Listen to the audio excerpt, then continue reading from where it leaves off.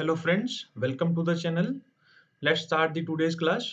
जैसा कि आप सभी जानते हैं, हमने डिजिटल एंड टेक्नोलॉजिकल सॉल्यूशन पढ़ना शुरू किया हुआ है।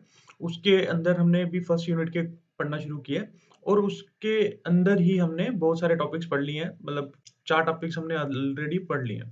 तो उसी को चीज़ को आगे कंटिन्यू करते हुए पिछली वीडियो में हमने कंप्यूटर सिस्टम पढ़ा। कंप्यूटर सिस्टम क्या होता है? कंप्यूटर सिस्टम कैसे काम करता है? इसके कंपोनेंट्स क्या हैं? इनपुट डिवाइसेस क्या होते हैं? आउटपुट डिवाइसेस क्या होते हैं? उन सब के बारे में हमने अच्छे से बात की। ठीक है? तो अब जो नया टॉपिक आज का वो है आपका सॉफ्टवेयर। सॉफ्टवेयर क्या चीज़ है? अब देखो कंप्यूटर सिस्टम पढ़ लिया ना, तो बस अब उसके कंपोनेंट्स की ही बात होने वाली है। तो मोस्टली जो हमारा इम्पोर्टेंट कंपोनेंट है, one of the important component is software. तो सॉफ्टवेयर के बारे में बात करने वाले हैं। तो सॉफ्टवेयर क्या होते हैं? मैंने आपको जब वीडियो स्टार्ट की थी, ये वीडियो को पढ़ाना शुरू किया था, तभी बताया था।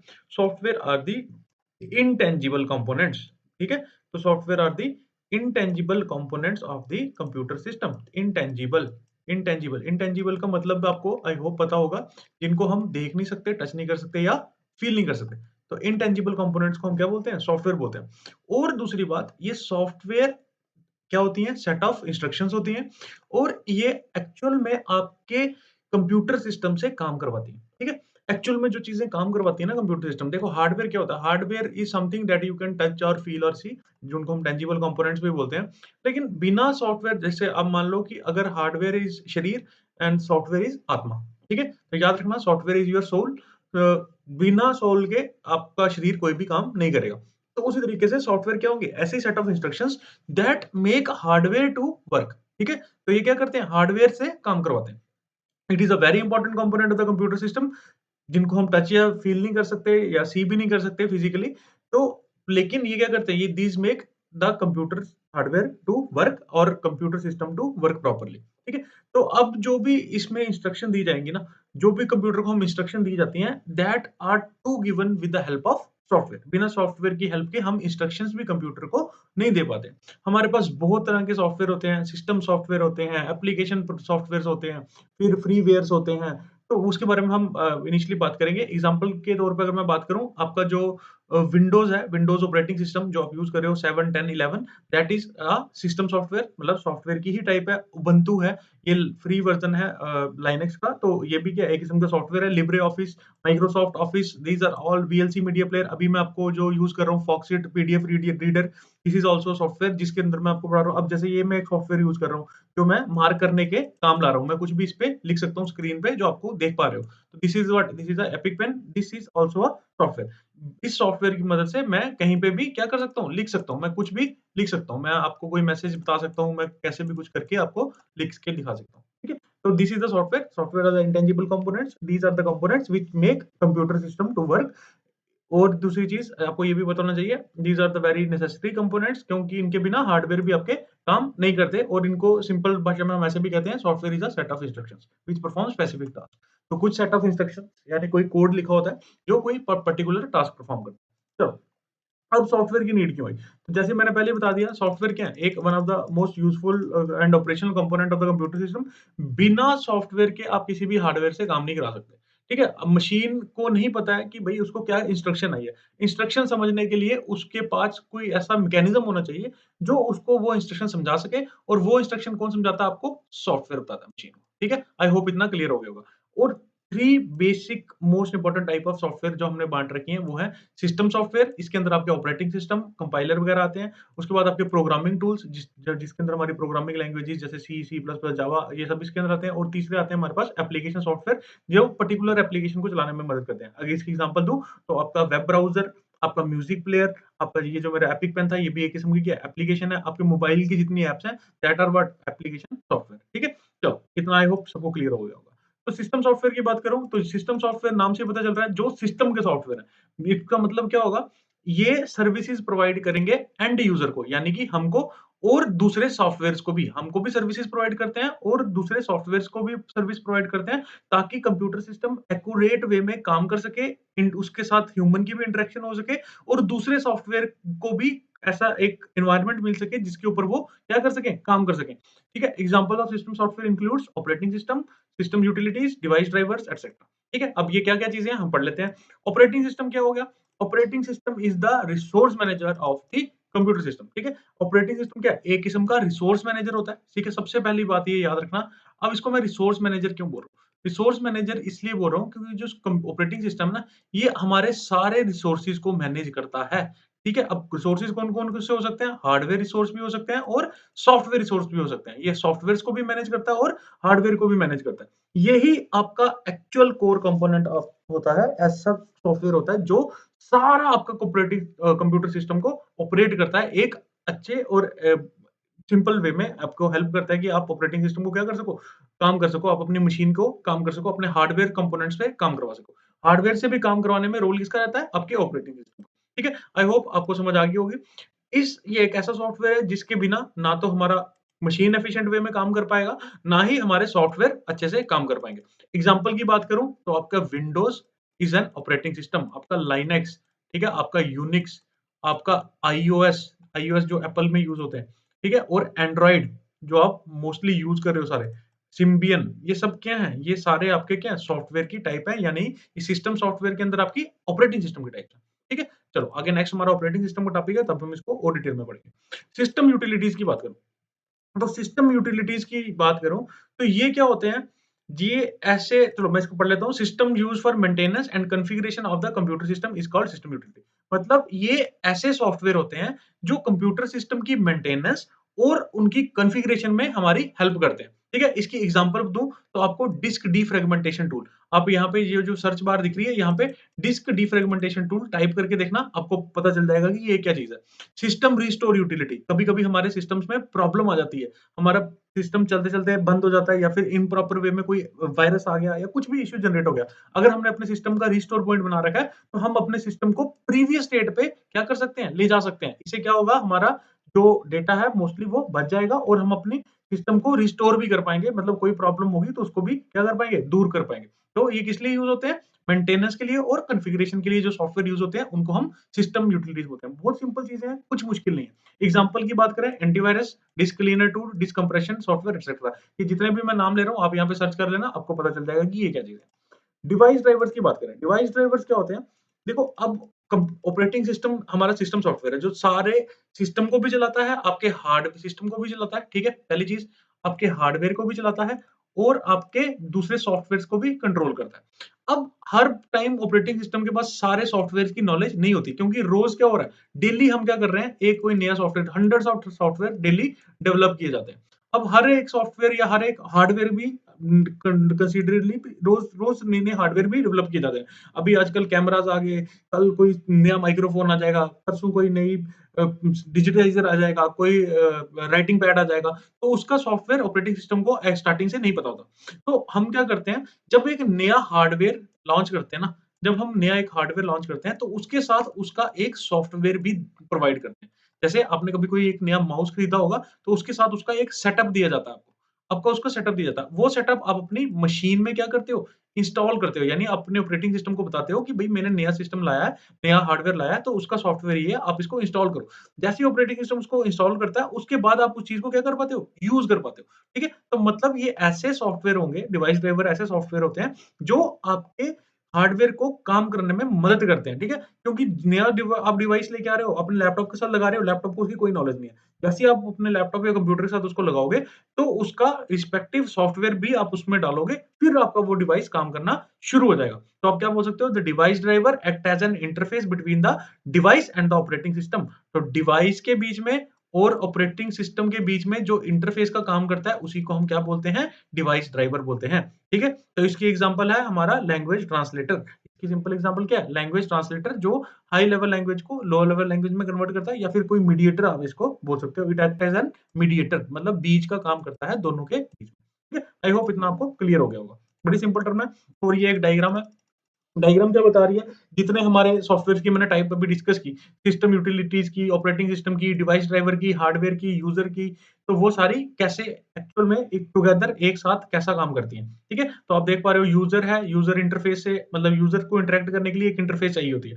यूज़र इंटरफेस से इंटरैक्ट करता है, वो पर्टिकुलरली सिस्टम यूटिलिटीज़ उसके अंदर प्रोग्राम देखो, हम किससे डील कर रहे हैं? अभी जैसे मैं आपसे इंटरैक्ट कर रहा हूँ, तो मेरी इंटरफेस क्या है? मेरी एक फॉक्सटेल रीडर इंटरफेस है, एक मेरा ये जो स्क्रीन रिकॉर्डिंग चल रही है, ये भी इंटरफ़ेस है और तीसरा मेरा ये पेन, जिसको मैं यूज़ करके आपको कुछ भी लिख के दिखा रहा हूँ। तो मैं 3 इंटरफ़ेस से क्या कर रहा हूँ, इंटरैक्ट कर रहा हूँ, यानी ये मेरे प्रोग्रामिंग टूल्स हैं। फिर ये फर्दर कनेक्टेड रहते हैं सिस्टम यूटिलिटीज़ के साथ, जो सिस्टम को हैंडल कर रहे हैं, फिर ऑपरेटिंग सिस्टम और डिवाइस ड्राइवर। अब ये जो 3 कंपोनेंट हैं, इनको हम क्या बोलते हैं, सिस्टम सॉफ्टवेयर, यानी system utilities, operating system, device driver, ये मिला के क्या बनेगा, सिस्टम सॉफ्टवेयर। जब इसमें मैं एप्लीकेशन प्रोग्राम और एप्लीकेशन सॉफ्टवेयर और प्रोग्रामिंग टूल्स डाल दूँगा, तो ये क्या बन जाएँगे हमारे प्रोप्राइटरी सॉफ्टवेयर, या फिर फ्रीवेयर भी बोलते हैं इनको, या फिर इनको फ्री एंड ओपनवेयर ओपन सॉफ्टवेयर भी बोलते हैं, यानी इनको ओएसएस के नाम से भी हम जानते हैं, ओपन सोर्स सॉफ्टवेयर, मतलब जिनके कोई भी हमको पैसे नहीं देने पड़ते, जो ऑटोमैटिकली हमको फ्री ऑफ कॉस्ट मिल जाते हैं। चलो, यूज़र और यूज़र इंटरफेस, तो ये सिंपल सी एक डायग्राम है, इसको याद कर लेना।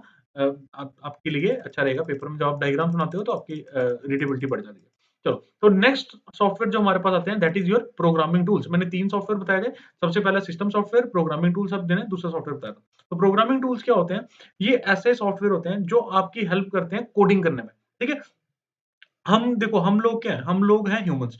तो जो चलो पहले इससे समझते हैं, जो कंप्यूटर होता है ना, कंप्यूटर क्या समझता है? आपको मैंने आपने हमने बात की थी कि इलेक्ट्रिकल सिग्नल और इलेक्ट्रिक सिग्नल को हम रिप्रेजेंट करते हैं बाइनरी में, बाइनरी लैंग्वेज में। तो कंप्यूटर क्या, इन शॉर्ट हम बोल सकते हैं, कंप्यूटर क्या समझ रहा है? बाइनरी बाइनरी लैंग्वेज 101010, ठीक है? हम ऐसे भी बोलते हैं। तो जब कंप्यूटर 101010 समझ रहा है, लेकिन ह्यूमन्स को 1010 समझना आसान है? नहीं, बिल्कुल आसान नहीं है। हमको 1010 में कुछ लिख के दे देगा, अगर मैं कंप्यूटर नोइंग हूँ, मैं फिर इसको कोशिश करूँगा समझने की। तो जो बाकी लोग हैं, जो आपके लेमैन हैं, जिसको कुछ नहीं पता है, जो आपके पड़ोसी हैं, अड़ोसी हैं, आप उसको 1010 में कुछ लिख के दे दोगे ना, मारने लगेगा आपको बोल के। बोलेगा क्या ये आंटी लिख के दे दिया, और उल्टा मार लगाएगा कि भई ये क्या दे दिया मुझे पढ़ने के लिए, ठीक है? वो बोलेगा ये इसने मेरे साथ मज़ाक कर दिया। लेकिन एक्चुअल में आपने क्या किया? आपने उसको बाइनरी लैंग्वेज में लिख के दिया, लेकिन उसके वो किसी भी काम का नहीं है। तो हमको लोगों को समझने के लिए इंग्लिश लैंग्वेज आसान है और मशीन को समझने के लिए बाइनरी लैंग्वेज आसान है। तो बाइनरी लैंग्वेज जो होती है उसको हम लो लेवल लैंग्वेज बोलते हैं, और जो लैंग्वेज हम समझ सकते हैं उसको क्या बोलते हैं? हाई लेवल लैंग्वेज बोलते हैं। लेकिन कंप्यूटर क्या समझता है? कंप्यूटर अंडरस्टैंड्स मशीन लैंग्वेज, जो बाइनरी की फॉर्म में हम लिख के देते हैं। ठीक है? तो हमको क्या करना पड़ता है? कंटीन्यूअस कन्वर्जन करनी पड़ती है। हम लिखते हैं हाई लेवल लैंग्वेज में, यानी हम इंग्लिश लाइक लैंग्वेज में लिखते हैं, और मशीन समझती है मशीन लैंग्वेज में, जिसको आप बाइनरी से रिप्रेजेंट करते हो। तो इन कोड को कन्वर्ट करना पड़ता है हाई लेवल लैंग्वेज से लो लेवल लैंग्वेज में। तो वहाँ पे हमारी हेल्प करते हैं क्या? प्रोग्रामिंग टूल्स, ठीक है? Programming tools, IDLE in Python, ये एक क्या है? एक किस्म का कोड एडिटर है, जो हाई लेवल लैंग्वेज को लो लेवल लैंग्वेज में कन्वर्ट करने में आपकी मदद करता है। तो अब प्रोग्रामिंग टूल्स एक सिंपल छोटी-सी टर्म्स नहीं है, इसके अंदर भी कुछ टर्म्स आती हैं। तो सबसे पहली टर्म जो आती है, वो आती है क्लासिफिकेशन ऑफ प्रोग्रामिंग लैंग्वेज। तो क्लासिफिकेशन ऑफ प्रोग्रामिंग लैंग्वेज की अगर बात करें, क्या कह रहा है? It is very difficult for human being to write instructions in the form of ones and zeros. तो मैंने यही बात की आपसे पहले, वन्स और ज़ीरोस की फॉर्म में हम इंस्ट्रक्शन नहीं लिख सकते। थोड़ी देर के बाद हम थक जाएँगे, हमको हिसाब में गड़बड़ हो जाएगी। So different types of computer programming develop language are developed to simplify the coding. तो हमने क्या कर दिया? डिफरेंट डिफरेंट प्रोग्रामिंग लैंग्वेज बना दी। अब प्रोग्रामिंग लैंग्वेज क्या होती है? जिसके ऊपर आप क्या लिख बनाते हो? सॉफ्टवेयर बनाते हो, जिसको यूज़ करके। जैसे आपकी सी, सी प्लस प्लस, जावा, आप सबने नाम सुने होंगे इनके। चलो, आपने यूज़ तो नहीं की होगी, लेकिन आपने इसके नाम ज़रूर सुने होंगे। सी, सी प्लस, जावा, पाइथन का भी लेटेस्ट नाम चल रहा है, रूबी है हमारे पास, वीबी डॉट नेट है, बहुत सारी लैंग्वेजेज़ हैं हमारे पास, ठीक है? तो ये मशीन्स क्या करती हैं, ठीक है? ये major categories of computer languages are low level language and high level. अगर 2 मेजर कैटेगरीज़ में कंप्यूटर प्रोग्रामिंग लैंग्वेज को बाँटे, तो उनकी 2 कैटेगरी हैं, एक है लो लेवल और एक है हाई लेवल। लो लेवल लैंग्वेज जो होती हैं, वो मशीन डिपेंडेंट लैंग्वेज होती हैं। मतलब ये थोड़ी ना नियरेस्ट रहती है मशीन के। देखो, मशीन को 1-0 की फॉर्म में जो डेटा होगा ना, वो समझने में आसानी होगी। लेकिन ह्यूमन को उसको समझने में दिक्कत होगी। ह्यूमन्स को इंग्लिश लैंग्वेज समझने में आसानी होगी, लेकिन मशीन को इंग्लिश समझने में दिक्कत होगी। मशीन को 1010 समझने में ज़्यादा आसानी होगी। ठीक है? तो अब हम क्या करते हैं कि हम ऐसा कुछ सेटअप बनाते हैं, जो क्या करे, हम इंग्लिश लैंग्वेज में लिखें, हम इंग्लिश में कुछ लिखें, वो उसको कन्वर्ट कर दे किसमें? ऑटोमैटिकली लो लेवल लैंग्वेज में। ठीक है? तो हमने कुछ ऐसे भी सॉफ्टवेयर बना रखे हैं, जिनको हम क्या बोलते हैं? कंपाइलर, असेंबलर, वो सब किसमें आते हैं? इसी टाइप में आते हैं, जो हाई लेवल लैंग्वेज को लो लेवल लैंग्वेज में कन्वर्ट करते हैं। तो वही चीज़ यहाँ पे भी लिखी है, machine language use ones and zeros to write instructions which are directly understood and executed by the computer, but writing a code in machine language is difficult as one has to remember all the operation codes and machine address। तो कह रहा है, अगर हम directly binary language में सब कुछ लिखना लगेंगे, तो हमको दिक्कत आएगी। दिक्कत क्या आएगी? हमको मशीन कोड समझना पड़ेगा, उसके ऑपरेशन कोड समझने पड़ेंगे, तभी हम कोई डेटा उसको समझा पाएँगे, किसको? मशीन को। और उसमें अगर कोई गलती होगी, तो वो गलती फाइंड करना हमारे लिए क्या हो जाएगा? बहुत डिफिकल्ट हो जाएगा। जब हम किसमें काम करेंगे? मशीन लैंग्वेज में काम करेंगे। तो मशीन कैसे काम करती है? Presence of current, absence of current की लेके, यानी बाइनरी लैंग्वेज में। तो अब कह रहा है to simplify writing of code assembly language was developed. तो हमने जब सिम्प्लीफाई करना था, मतलब कोड बनाना में, सॉफ्टवेयर बनाने को हमने सिम्प्लीफाई करना था, तो हमने क्या किया? असेंबली लैंग्वेज बनाई। तो assembly language was developed that allowed usage of English like words and symbols of ones and zeros. तो असेंबली लैंग्वेज में क्या किया? असेंबली लैंग्वेज हमने बनाई, तो असेंबली लैंग्वेज ने हमारा थोड़ा-सा काम आसान कर दिया। अब असेंबली लैंग्वेज में क्या था? निमोनिक्स यूज़ करते थे हम। निमोनिक्स क्या होते हैं? जैसे ऐड करना है ना किसी नंबर को, तो मैं लिखूँगा ऐड ए, बी, मतलब ए और बी को क्या कर दो? ऐड कर दो। मल्टीप्लाई करना है, तो मल्टीप्लाई एक्स, वाई, तो मल्टीप्लाई कर दो एमयूएल एक्स, वाई। तो मतलब इंग्लिश थोड़ी-थोड़ी हमने इंग्लिश लाना शुरू कर दी, कहाँ पे? असेंबली लैंग्वेज में, ठीक है?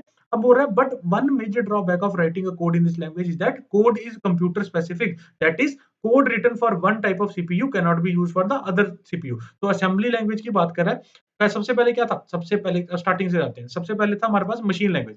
मशीन लैंग्वेज थी वन्स और ज़ीरोस की फॉर्म में। तो इसमें हमको काम करने में बड़ी दिक्कत आ रही थी। फिर हमने असेंबली लैंग्वेज बनाई, इसमें हमने निमोनिक्स यूज़ करना शुरू कर दी, निमोनिक्स यूज़ करना शुरू कर दिए, जिसमें हमने एडिशन के लिए ऐड, मल्टीप्लिकेशन के लिए एमयूएल, सब्ट्रैक्शन के लिए सब्ट्रैक्शन यूज़ करना शुरू किया। लेकिन इनका ड्रॉबैक क्या था? ये मशीन डिपेंडेंट थे। मतलब एक कोड अगर एक कंप्यूटर पे लिखा तो वो दूसरे पे काम नहीं करेगा।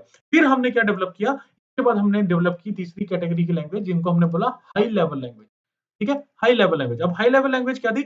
जो हमने इंग्लिश की फॉर्म में लिखना शुरू की, ताकि यूज़र इसको आसानी से समझ सके। अब यूज़र कौन? यानी कि हम। हम लोगों को आसानी से वो क्या आ जाए? समझ आ जाए।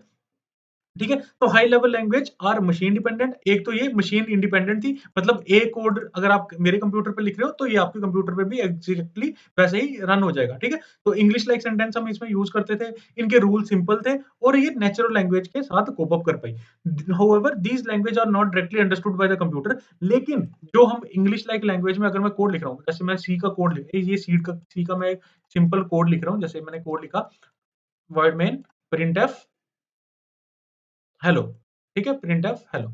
तो अब ये स्टेटमेंट जो मैंने लिखी ना, ये स्क्रीन पे हेलो प्रिंट कराएगी, ठीक है? स्क्रीन पे हेलो प्रिंट कराएगी। अब ये समझना मेरे लिए आसान है, लेकिन मशीन के लिए समझना ये मुश्किल है। मशीन को ये तभी समझ आएगा जब ये वन्स और ज़ीरोस की फॉर्म में होगा, यानी मशीन लैंग्वेज में होगा, तभी मशीन को समझ आएगा। तो इसको मशीन लैंग्वेज में कन्वर्ट करने के लिए हमने क्या किया? हमने क्या किया? हमको however these language are not directly understood by the computer, hence translators are needed to translate high level language codes to machine language. तो इसको मशीन लैंग्वेज में कन्वर्ट करने के लिए हमने ट्रांसलेटर्स बनाए। इन्हीं ट्रांसलेटर्स में आते हैं आपके कंपाइलर, इन्हीं ट्रांसलेटर में आते हैं आपके असेंबलर, ठीक है? अब कंपाइलर क्या करता है और इसी में आते हैं आपके लिंकर। तो कंपाइलर क्या करता है? हाई लेवल लैंग्वेज को लो लेवल लैंग्वेज में कन्वर्ट करता है। असेंबलर क्या करता है? हाई लेवल लैंग्वेज को असेंबली लैंग्वेज में कन्वर्ट करता है। बस इतना काम है इनका, ठीक है? तो यहाँ पे हमने क्या किया? प्रोग्राम क्या बनाए? यहाँ पे हमने क्या बनाए? आपके प्रोग्रामिंग लैंग्वेज की क्लासिफिकेशन इस तरह से की। नेक्स्ट आ जाओ लैंग्वेज ट्रांसलेटर। अब बात करें लैंग्वेज ट्रांसलेटर की। अब हाई लेवल लैंग्वेज मैंने आपको पहले ही बता दी, सी प्लस प्लस, जावा, पाइथन, ये हाई लेवल लैंग्वेज है। लैंग्वेज ट्रांसलेटर की अगर मैं बात करूँ, तो ये क्या करते हैं? मशीन लैंग कोई भी कोड को किसमें कन्वर्ट करते हैं? मशीन लैंग्वेज को में कन्वर्ट करते हैं, ठीक है? जो अगर कोड हम हाई लेवल लैंग्वेज में लिखेंगे, यानी इंग्लिश में कोई कोड लिखूँगा, तो उसको मशीन के मशीन को समझने के लायक बनाएगा, यानी उसको बाइनरी में कन्वर्ट कर देगा, ठीक है? तो उसी को हम क्या बोलेंगे? वो हमारा क्या है? लैंग्वेज ट्रांसलेटर है, ठीक है? चलो, तो एग्ज़ाम्पल दिखाता हूँ आपको, इनकी डायग्राम दिखाता हूँ, फिर इन पे बात करते हैं। ये देखो, क्या बोल रहा है? कोड इन हाई लेवल लैंग्वेज, यानी जो भी कोड आप लिखोगे हाई लेवल लैंग्वेज में, यानी आप इंग्लिश में लिखो, तो इंग्लिश में यूज़ करके आप सी, सी प्लस प्लस, जावा कोई भी भाषा लिखो, उसमें आप इंग्लिश में कोडिंग कर सकते हो। प्रिंट के लिए प्रिंट करोगे, या कुछ भी आप कर सकते हो। तो उसको कन्वर्ट करते हैं ट्रांसलेटर से और उसको बनाते हैं ऑब्जेक्ट कोड, यानी उसको ऑब्जेक्ट कोड बनाते हैं जो कौन समझता है? मशीन समझती है। मशीनरी हमारा कंप्यूटर सिस्टम। तो अब बोल रहा है as we have different types of computer languages, different translators are needed to convert the source code to machine code. तो ट्रांसलेटर क्या करेगा? सोर्स कोड को मशीन कोड में कन्वर्ट करेगा। 3 types of translators are used. तो 3 तरह के translator हैं हमारे पास, एक है असेंबलर, एक है कंपाइलर, एक है इंटरप्रेटर। अब असेंबलर क्या करता है? असेंबलर क्या करता है? हर एक लाइन को क्या करता है? असेंबली लैंग्वेज में कन्वर्ट करता है। जो भी आप लाइन लिखोगे उसको असेंबली लैंग्वेज में कन्वर्ट करेगा, जो मशीन समझ लेती है। कंपाइलर क्या करेगा? हाई लेवल लैंग्वेज को लोअर लेवल लैंग्वेज में कन्वर्ट करेगा, लोअर लेवल लैंग्वेज में कन्वर्ट करेगा, ठीक है? इंटरप्रेटर भी क्या करता है? हाई लेवल लैंग्वेज को लो लेवल लैंग्वेज में कन्वर्ट करता है, लेकिन लाइन बाय लाइन। एक लाइन को पहले कन्वर्ट करेगा, फिर दूसरी लाइन को कन्वर्ट करेगा, फिर तीसरी लाइन को कन्वर्ट करेगा, फिर चौथी लाइन को कन्वर्ट करेगा, ठीक है? तो कंपाइलर क्या करेगा? एक ही साथ पूरा कोड उठाएगा और उसको लो लेवल लैंग्वेज में कन्वर्ट कर देगा, और असेंबलर ये इंटरप्रेटर क्या करेगा? उसी कोड को लाइन बाय पहले एक लाइन को करेगा, दूसरी लाइन को करेगा, तीसरी लाइन को करेगा। ये सारी अंग्रेजी सिर्फ इतनी सी ही लिखी है, आप एक बार पढ़ लेना, ठीक है? आई होप आपको ये समझ आ गया होगा।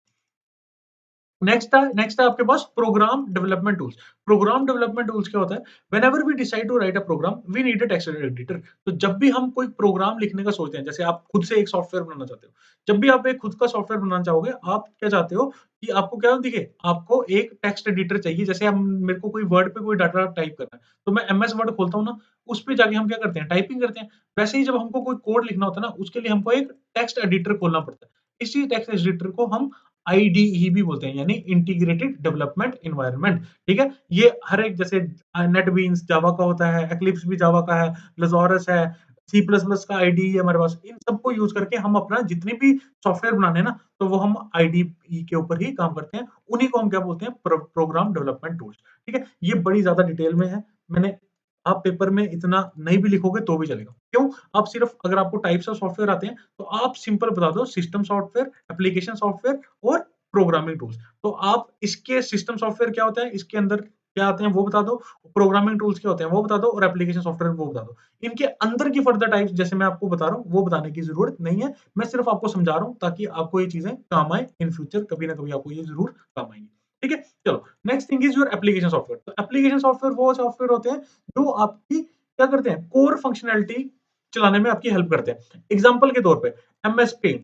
पेंट क्या है? एक आपका एप्लीकेशन सॉफ्टवेयर है जो आपको पेंट करने में मदद करता है। म्यूज़िक प्लेयर, आपके फ़ोन में भी म्यूज़िक प्लेयर होगा, तो वो भी क्या है? एक एप्लीकेशन सॉफ्टवेयर है जो आपको गाने सुनने में हेल्प करता है। वेब ब्राउज़र जैसे आप गूगल क्रोम यूज़ कर रहे हो, गूगल क्रोम जो यूज़ कर रहे हो दैट इज़ क्या? That is your web browser. तो ये आपको क्या करता है? ये आपको इंटरनेट एक्सेस करने में काम करता है। अब इसमें एप्लीकेशन सॉफ्टवेयर भी फर्दर तरह से बाँटे गए हैं, 2 तरह से। एक होते हैं आपके पास जनरल पर्पस, एक होते हैं आपके पास स्पेसिफिक पर्पस। जनरल पर्पस में क्या हो गया? जो हमारे जेनेरिक एप्लीकेशंस में काम करते हैं, यानी जिनके ऊपर बिगर ऑडियंस का हम डेटा वगैरह स्टोर कर सकते हैं। एग्जांपल के तौर पे आपके एमएस एक्सेस, जिसको आप एक्सेल बोलते हो, एक्सेल शीट बनाते हो, एमएस एक्सेल। तो एक्सेल के ऊपर हम क्या करते हैं, बहुत सारे लोगों का डेटा स्टोर करके रख सकते हैं, उन पे काम कर सकते हैं। एडोब फोटोशॉप, जहाँ पे आप फोटोशॉप अपनी फोटोज को एडिट वगैरह कर सकते हो। आपका वेब ब्राउज़र, एक आपको इंटरनेट सर्फ करने में आपकी हेल्प करता है। आईट्यून्स वगैरह ये सब इसकी कैटेगरी है। कस्टमाइज़ सॉफ्टवेयर की बात करूँ, इसके अंदर ही एक आती है टाइप कस्टमाइज़ सॉफ्टवेयर, जिसके अंदर क्या होता है कि आप जैसे आपका कॉलेज है, कॉलेज आएगा कि बोलेगा भाई मुझे अपने कॉलेज में एक अटेंडेंस मैनेजमेंट सिस्टम लगाना है। मतलब मुझे कॉलेज में बच्चों के लिए एक अटेंडेंस लगानी है। तो उसके लिए वो अपना सॉफ्टवेयर बनवाएगा। तो that is your customize software. जैसे आपकी कोई शॉप है, अगर आपकी किराना की शॉप है, तो आप किराना की शॉप पे क्या लगाना चाहते हो? कंप्यूटराइज़्ड बिलिंग करना चाहते हो। तो उसके लिए आपको एक सॉफ्टवेयर डेवलप करना पड़ेगा। अलग से आपको एक सॉफ्टवेयर डेवलप करना पड़ेगा, that will be your what? Customize software, ठीक है? तो ये सारे किसकी टाइप है? आपके एप्लीकेशन सॉफ्टवेयर की टाइप्स हैं। अगर आपको इतना नहीं लिखना, आप सिंपल लिख दो कि जो सर्टेन एप्लीकेशंस को रन करने में आपकी हेल्प करते हैं, that are your application software, तो भी चलेगा। नेक्स्ट आते हैं, और ये बस एक्स्ट्रा डेटा दिया हुआ है आपकी अंडरस्टैंडिंग के लिए, ताकि आपको कभी ये हेल्प कर दे। नेक्स्ट आते हैं हमारे पास प्रोप्राइटरी और फ्री और ओपन सोर्स सॉफ्टवेयर। अब ये कौन से सॉफ्टवेयर होते हैं? ठीक है? अब जो कुछ डेवलपर होते हैं, वो चीज़ बनाते हैं, वो कहते हैं कि ये चीज़ मैंने बनाई है, लेकिन ये मैं अपने लिए नहीं रखूँगा, ये मैं कम्युनिटी के लिए रखूँगा। मतलब सब इसको यूज़ कर सकें। ये चीज़ यहाँ पे लिखी हुई है, the developers of some application software provide their source code as well as their software freely to the public. ये अपना सॉफ्टवेयर क्या करते हैं? फ्रीली बाँटते हैं पब्लिक को। जैसे आपका मोज़िला जो है, मोज़िला फायरफॉक्स, ये एक वेब ब्राउज़र है और सबके लिए ओपन है। आपका लाइनक्स ऑपरेटिंग सिस्टम, आप सिंपल लाइनक्स डाउनलोड कर लो, आपको कोई पैसा नहीं देना। विंडोज़ आपको खरीदना पड़ता है। विंडोज़ के आपको पैसे, अगर आप विंडोज़ एक ओरिजिनल विंडोज़ लेने जाओगे 10 के मतलब लगभग आपको 10,000 खर्चने पड़ेंगे। लेकिन लाइनक्स आपको क्या मिलेगा? फ्री मिलेगा। आप फ्री में डाउनलोड करो और उसको क्या कर सकते हो? यूज़ कर सकते हो। अब इसको फ्री में दिया क्यों जाता है? वो सोचते हैं कि हमने एक सॉफ्टवेयर बनाया, लोगों को उसका कोड इसलिए देखो, जब भी हम सॉफ्टवेयर बनाते हैं ना कंप्यूटर वाले, वो कभी आपको कोड फ्री में नहीं देते, कोड के लिए वो पैसे लेते हैं। तो जब भी अगर आपको कोई कोड वो फ्री में दे रहे हैं, वो ये सोचते हैं लोग इसको यूज़ करेंगे और इसको और एनहांस करेंगे। अब जो कोई कोडर इसको यूज़ करेगा, वो इसको और एनहांस करेगा, और जब वो उसको एनहांस करेगा, तो वो भी उसको भी क्या करना पड़ेगा? उसको फ्रीली वो बाँटना पड़ेगा।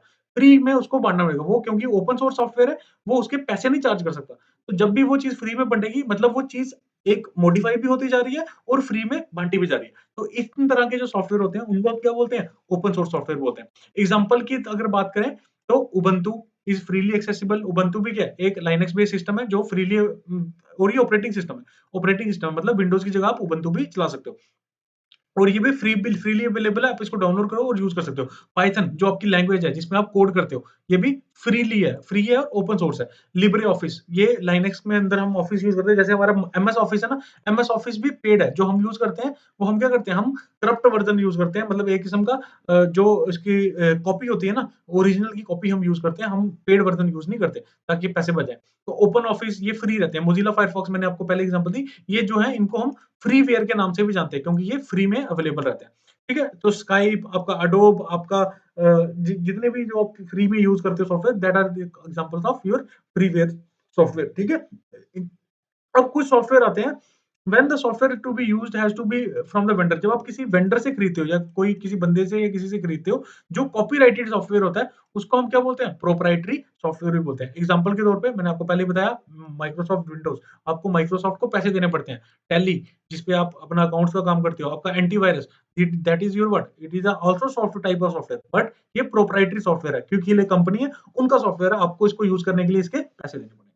तो बड़ा सिंपल सा टॉपिक था, सॉफ्टवेयर क्या चीज़ है। आई होप हमने इतना ही डिस्कस किया है, तो आपको अपनी नीड के अकॉर्डिंग पढ़ना है, सारा सब कुछ लिखने की ज़रूरत नहीं है, अपने नोट्स खुद बनाओ, बुक का मतलब होता है आपको गाइड करना, आपको अपने नोट्स खुद बनाने हैं और अपना खुद से पढ़ना है, बिल्कुल टू द पॉइंट लिखो, ज़्यादा लिखने की ज़रूरत नहीं है, सिर्फ ये इनको आपको रीड करना है, एक बार आप लाइन्स को रीड कर लोगे, आपको आइडिया हो जाएगा ये चीज़ें क्या हैं, कैसे काम करती हैं, कोई भी डाउट आ रहा है, कोई भी प्रॉब्लम आ रही है, मैंने आपको टेलीग्राम का लिंक दे रखा है, आप उस पे मेरे को मैसेज करो, मैं आपको रिस्पॉन्ड ज़रूर करूँगा और जो बच्चे मेरे पास पढ़ते हैं, उनको तो मैंने व्हाट्सएप नंबर भी दे रखे हैं, आप चाहो तो अपने ग्रुप में भी मुझे कॉल कर सकते हो या मैसेज टेक्स्ट कर सकते हो। जैसे ही आप टेक्स्ट ड्रॉप करोगे, I will try to resolve your doubt at earliest as possible. तो आई होप आपको कंटेंट मज़ा आ रहा होगा पढ़ने में। तो do like to your channel, do like to your this is your own channel. आप इसको लाइक करो, सब्सक्राइब करो, शेयर करो अपने दोस्तों के साथ, ताकि हमारी ऑडियंस बढ़ सके, हमारी रीच बढ़ सके। Thank you, thanks for watching, have a good day.